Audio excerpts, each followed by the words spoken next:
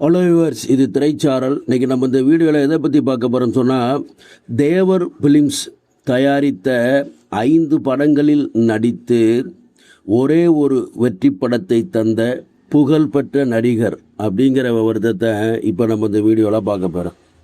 தேவர் ஃபிலிம்ஸின் தயாரிப்பில் மக்கள் கலைஞர் ஜெய்சங்கர் 5 படங்களில் கதாநாயகனாக நடித்திருக்கிறார். பின்வந்த காலங்களில் முக்கியமான கதாபாத்திரங்களில் தேவர் ஃபிலிம்ஸ் படத்தில் ஜெய்சங்கர் நடித்திருந்தாலும் ஆரம்ப கட்டத்தில் 5 படங்களில் மட்டுமே கதாநாயகனாக நடித்தார் ஜெய்சங்கர். இப்பொழுது அந்த படங்களினுடைய வெற்றி தோல்விகளை பற்றி இந்த வீடியோவில் பார்ப்போம். முதலில் நேர்வழி 1968 வெளிவந்த படம். இந்த படம் 50 நாட்களுக்கு மேலே ஓடி தோல்வி படமாக அமைந்தது. அடுத்து அக்கா தங்கை 1969 வெளிவந்த படம். இந்த படம் 100 நாள் ஓடி வெற்றி படமாக அமைந்தது. அடுத்து பெண் தெய்வம் 1970 வெளிவந்த படம். இந்த படம் 70 நாள் ஓடினாலும் தோல்வி படமாகவே அமைகிறது. அடுத்து மாணவன் 1970 வெளிவந்த படம்.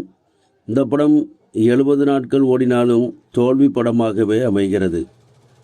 அடுத்து கெட்டிக்காரன் 1971 வெளிவந்த படம். இந்த படம் 50 நாட்கள் ஓடி தோல்வி படமாக அமைந்தது.